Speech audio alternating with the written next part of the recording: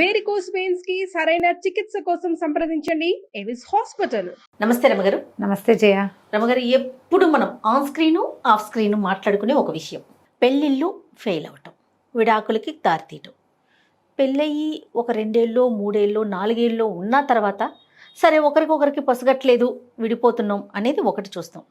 ఇదివరకు రోజుల్లో రమగారు అత్తవారింట్లో వేధింపులను, వరకట్న వేధింపులను ఇలాంటివి ఎక్కువ చూసేవాళ్ళు. దురలవాట్లుండి కొట్టేయటము, తన్నేయటము ఇలాంటి వాటి వల్ల విడిపోతున్నారంటే అయ్యో విడిపోతున్నారే, కలిసి ఉంటే బాగుండు. అప్పుడు కూడా డివోర్స్ కాదు, అమ్మాయి పుట్టింటికి వెళ్ళిపోవటం. అలిగి వెళ్ళిపోతే ఇతను వెళ్ళో వాళ్ళతో వీళ్ళతో మాట్లాడుకోనో పెద్ద మనుషులతోనో మాట్లాడించుకొని మళ్ళీ వచ్చి మళ్ళీ వెళ్ళి మళ్ళీ వచ్చి మళ్ళీ వెళ్ళి ఇట్లా కొంత ఆప్షన్స్ ఉండేవి. కొంత వెయిట్ చేసేవారు. తర్వాత ఒకరో ఇద్దరో వస్తే పిల్లలు వాళ్ళే సర్దుకుంటారులే అనే మాట కూడా మనం వినేవాళ్ళం. అస్సలు లేదు రమ్మగారు. రోజుల్లోనే నీది నీదే నాది నేనే అన్న స్థితికి వచ్చేసారండి. ఎంతమందితో మాట్లాడుతుంటే ఎవరితో మాట్లాడినా మా ఇంట్లో ఇట్లా ఉంది, మీ ఇంట్లో అట్లా ఉంది, ఇదే గోలండి. ఎందుకు రమ్మగారు ఇంత పెరిగిపోతుంది? రీజన్ ఏంటంటారు? జయ, మల్టిపుల్ రీజన్స్ ఉన్నాయి పెళ్ళి ఫెయిల్ అవ్వడానికి. నేను 10 చెప్తా, చెప్పండి. ఇంకో 10 ఉన్నాయి, ఇంకో 10 ఉంటాయి. మొట్టమొదటిది హై ఎక్స్పెక్టేషన్స్ జయ, ఒకరి మీద ఒకరికి. పెళ్ళంటే అవగాహన లేకపోవటం. పెళ్ళి పట్ల పెళ్ళంటే వస్తువులు కొనుక్కోవటం, అవి కొనుక్కోవటం, ఇవి కొనుక్కోవటం, గ్రాండ్గా చేసుకోవటం, అద్భుతమైన ఫోటోలు అన్నీ బాగా చక్కగా చేసుకోవటం, ప్రతిదీ ప్రొజెక్ట్ చేయటం, ఇదే అనుకుంటారు. కానీ అసలు అడ్జస్ట్ అవ్వటం అన్న మాట పెళ్ళి మీ పట్ల అవగాహన లేకపోవటం. రెండోది ఎప్పుడు విశ్వాసఘాతకంగా ప్రవర్తించడం. ఫెయిత్ కోల్పోతారు జయ ఒకళ్ళ పట్ల. ఎంత పెద్ద మాట చెప్పారు రమ్మ. అవును, విశ్వాసఘాతకమే కదా జయ అది. నీకు ఇంత గ్రాండ్గా ఇన్ని లక్షలు ఖర్చు పెట్టి ఓ పిల్ల దాని ఇల్లు వాకిలి జీవితం అన్నీ వదిలిపెట్టుకుని ఓ కుర్రాడితో ఉండటానికి వస్తుంది. కుర్రవాడు కూడా తన జీవితంలో అప్పటిదాకా ఉన్న పాత్రలన్నీ ఒక ఎత్తైతే కొత్తగా వచ్చిన పాత్రే ఇంపార్టెంట్ అని ఉండాలి కదా వీళ్ళిద్దరు. అంతేనా పెళ్ళి? అంతే కదా. ఆ అమ్మాయి తనదంతా వెనక్కి వదిలేయాలి, టచ్ ఉంచుకోవాలి. ఈ అబ్బాయి కూడా వాళ్ళతో ఉండాలి, కానీ హెచ్చుగా ఈ అమ్మాయిని చూసుకోవాలి. ఒకళ్ళ బాధ్యత ఒకళ్ళు వహించాలి. ముందే వీళ్ళు ఎంతసేపు ఇతరత్రా స్నేహాల కోసం వీళ్ళని మోసం చేసేస్తున్నారు జయ. అది చాలా ఎక్కువగా ఉంది ఇప్పుడు. రెండు వైపులా ఉంటుంది. రెండు వైపులా 100%. నేను అందుకనే అమ్మాయి నమ్ముతోంది అని చెప్పట్లేదు జయ, అబ్బాయి కూడా నమ్ముతాడు. భార్య వస్తే జీవితం అద్భుతంగా ఉంటుంది అనుకుంటున్నారు చాలామంది మగపిల్లలు. అమ్మాయి ఇచ్చి అన్నం వండి పెడుతుంది, అమ్మాయి ఇచ్చి ఇల్లు చూసుకుంటుంది, అమ్మాయి ఇచ్చి నన్ను నిలబెడుతుంది, దేవుడు ఇచ్చిన ఫ్రెండ్గా భావించే మగపిల్లలు ఇంకా ఉన్నారు మా కూడా 50% ఉన్నారు. వాళ్ళు మోసానికి గురైపోతారు. వీళ్ళకి ఎయిదర్ తమ పుట్టిల్లే ఇంపార్టెంటు, లేదా తమ స్నేహాలే ఇంపార్టెంటు, తమ జీవితమే తమే ఇంపార్టెంట్. వీడొద్దు, వీడు కొంచెం ఇంపార్టెంట్, వాళ్ళ అమ్మ వాళ్ళ అసలు లగేజ్, వాడి ఐడియాలజీ, వాడి వ్యవహారం, వాడి ఏం అక్కర్లేదు అమ్మాయిలకి. ఈ అబ్బాయిలకి ఏమైనా ఉంటుంది కొంతమందికి, దాని ఇల్లు వాకిలన్నీ వెనకాల పడి ఉండిపోవాలి, అసలు దానికి సంబంధం లేదు, అంతా నేనేగా ఉండాలి, నాదేగా ఉండాలి, నేను చెప్పిన మాట వినాలి, దాని డబ్బంతా నాకు ఇచ్చేయాలి, అది నా కాలి కింద చెప్పులా ఉండాలనుకుంటున్న వాళ్ళు కొంతమంది. ఇది ఒక కారణం. 2 ఫ్యామిలీల ఇన్వాల్వ్మెంటు డివోర్స్కి ఒక కారణం. శారీరకమైన అవగాహన, ఫిజికల్ థింగ్స్ వల్ల డివోర్స్ తీసుకుంటున్న వాళ్ళు కూడా ఉన్నారు. ఇవాళ రేపు మగ పిల్లలకి డిజబిలిటీ, చేతకాంతనం అనుకుందాం, దాన్ని ఇంతకంటే మంచి పదాలు, ఇంకా పెద్ద పదాలు నేను వాడలేను. ఆడపిల్లలకి అవగాహన లోపం, మగపిల్లలకి సరిగ్గా చేత కాకపోవటం, ఈ రెండిటితోటి ఫిజికల్ థింగ్స్ మీద అవగాహన లేక దాని మీద ప్రాబ్లమ్స్. మళ్ళీ ఎవ్వరికీ చెప్పకూడదు, ఎంతకాలమో కలిసి ఉంటారు, వీళ్ళ మధ్య సంబంధ బాంధవ్యాలు ఉండవు. ఏదో ఒక రోజున భాండం పగిలిపోతుంది, అప్పుడు సెపరేషన్. అదేదో మొదట ఏడితే ఓ డాక్టర్ని చూసి, ఓ సైకాలజిస్ట్ చూసి, ఒక ఎవరైనా ఆ ఫిజియాలజీ మీద దాని గురించి మాట్లాడే వాళ్ళు ఎవరైనా ఉండి వాట్ ఈజ్ వాట్ అని, దిస్ ఈజ్ దిస్ అని చెప్పాలి కదా. వీళ్ళకి చేత కాకపోతే ఊరుకోవటం, సంవత్సరాల తరబడి ఉండిపోవటం. ఈ లోపల ఈ అమ్మాయి ఎక్కడ తెంపుకుపోతుందని అబ్బాయిలు దౌష్ట్యం చూపించి దాన్ని ఎలాగైనా ఇలా కంట్రోల్ చేయలేకపోతున్నాము. శారీరకంగా లొంగుబాటు లేదు, అందుకని ఏదో రకంగా లొంగదీయాలనే ధోరణి. తర్వాత మెల్లిగా ఏమవుతుంది, ఎమోషనల్ బ్లాక్మెయిల్ చేయటం, ఒకళ్ళనొకళ్ళు బ్లాక్మెయిల్ చేసుకోవటం, ఒకళ్ళ మీద ఒకళ్ళు నిఘాలు పెట్టడం, ప్రతిదానికి లెగ్ పుల్లింగు, చేత కాకపోతే చేత కావట్లేదో అని అందరికీ చెప్పడం. పని చేత కాదు, ఇంకేదో చేత కాదు, అదేదో రాదు, ఇది రాదు, అది రాదు, ఇది రాదు, వీళ్ళ వాళ్ళు ఇంతే, వీళ్ళ అమ్మ ఇంతే, వీళ్ళ నాన్న ఇంతే అంటాం. ఇందులో మళ్ళీ ఇంకోటి, ఈ అమ్మాయిలో అబ్బాయిలో తెలివి తక్కువగా ఫ్యామిలీ హిస్టరీలంతా స్పౌజ్కి రివీల్ చేసేయటం. దాని మీద గొడవలు, కొట్లాట, పోట్లాట. వీటితో పాటు డబ్బు ఒక ప్రధాన పాత్ర పోషిస్తుంది. ఎవరికి ఎక్కువ జీతాలు, వీళ్ళకి లేకపోయినా చుట్టాలో పక్కాలో ఫ్రెండ్స్ ఎవరికైనా మీ ఆవిడకి నీకంటే ఎక్కువ జీతం అని మొదలెడతారు. అక్కడి నుంచి ఈగో స్టార్ట్, దాని మీద కొట్టుకోవటం మొదలు పెడతారు.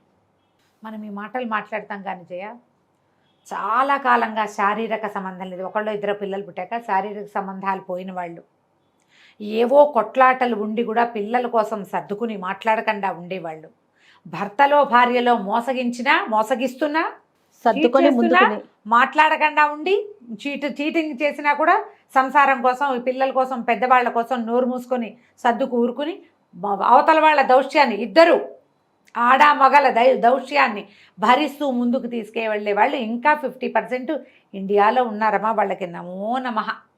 అలాంటి బంగారు తల్లుల్ని తండ్రుల్ని ఎప్పుడు తలుచుకోవాలమ్మా. ఉన్నారు 50%. ఉన్నారు రమ్మగారు. ఇందులో కొన్ని కేసెస్ నాకు కూడా తెలుసు. నేను ఎన్నో వింటాను, మీరు ఎన్నో వింటారు, నేను కొన్ని వింటా కదా. వీటిలో కొన్ని అలా కాకుండా 10 ఏళ్ళు కలిసి ఉండి ఏవో చిన్న చిన్న విషయాలకి మొదలు పెట్టుకుని కొట్లాటలు చేసేసుకుని ఒకళ్ళు తెంపుకుపోయి రెండో వాళ్ళు పిచ్చివాళ్ళు అయిపోయినవి కనపడుతూనే ఉన్నాయి. ఒకళ్ళు తెంపుకెళ్ళిపోతారు. ఇద్దరు మ్యూచువల్గా ప్రతి డివోర్సు రావటల్లా. ఒకళ్ళు డిప్రెషన్లో ఉంటారు, రెండో వాళ్ళు తెంపేసుకుంటారు. ఇందులో పిల్లలు ఉండకపోని నేనే ఇంపార్టెంట్.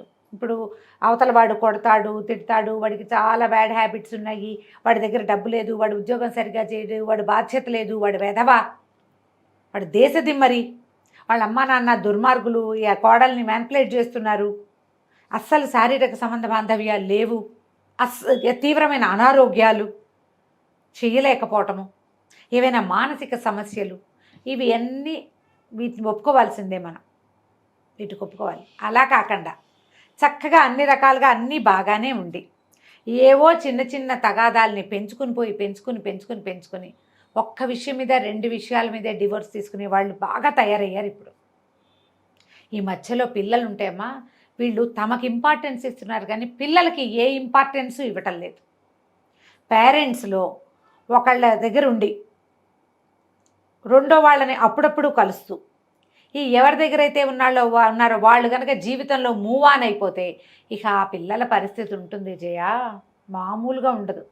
తల్లి ఇంకో పెళ్లి చేసుకున్నా పిల్లల పరిస్థితి దౌర్భాగ్య స్థితే, తండ్రి ఇంకో పెళ్లి చేసుకున్నా పిల్లల పరిస్థితి ఇదే.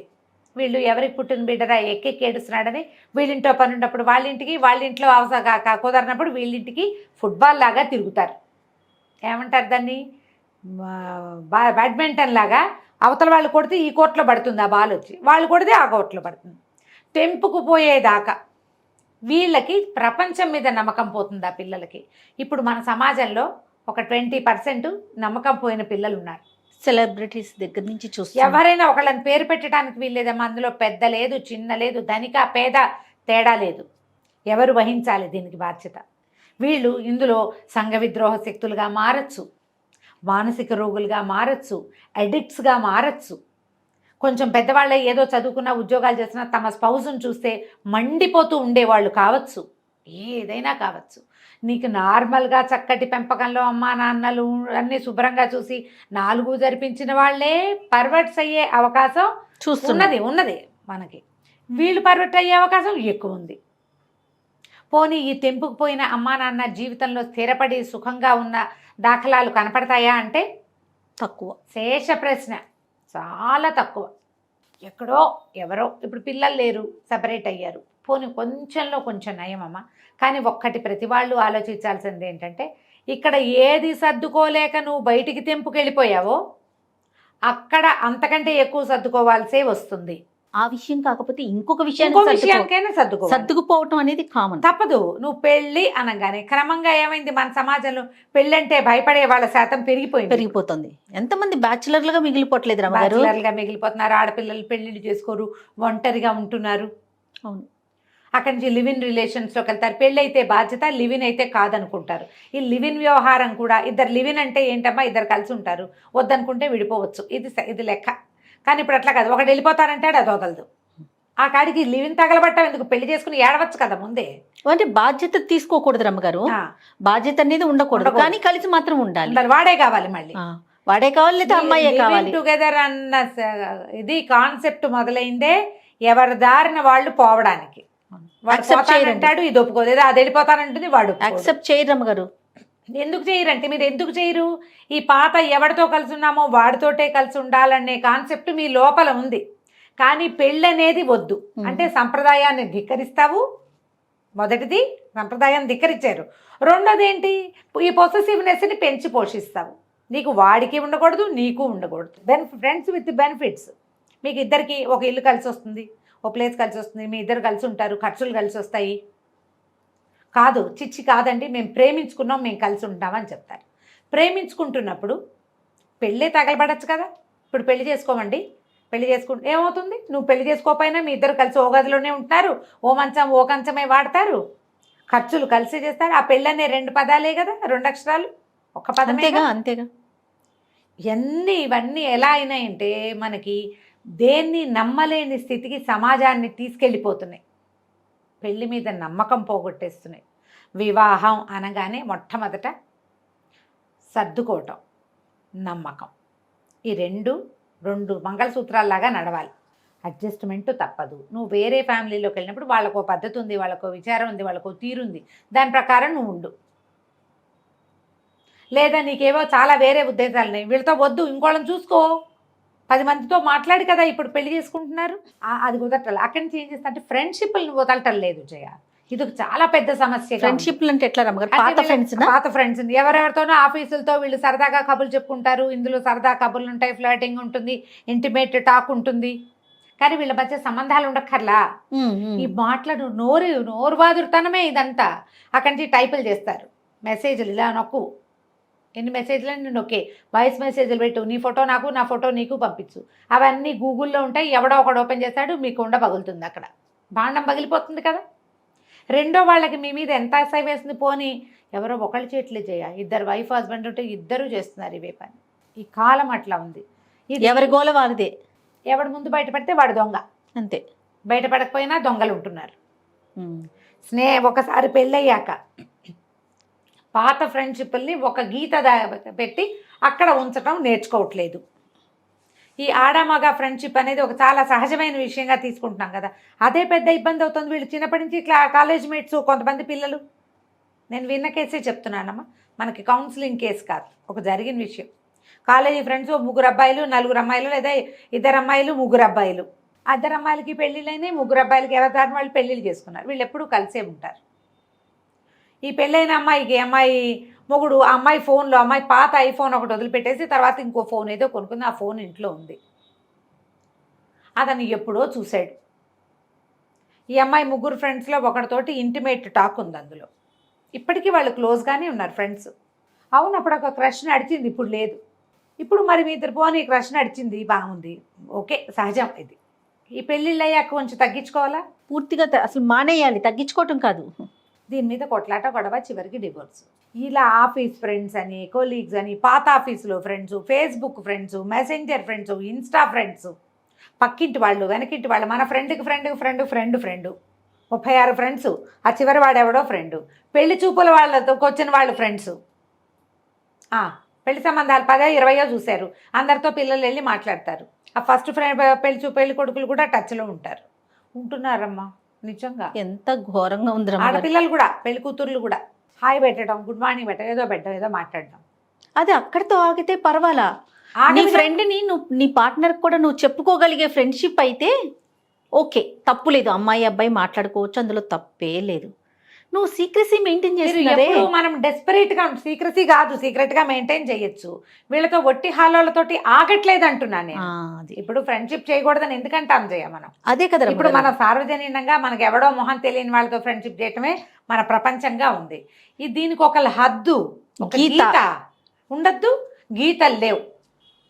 ఈ గీతలు ఎక్కడ నేర్పబడాలో చెప్పు ఇప్పుడు.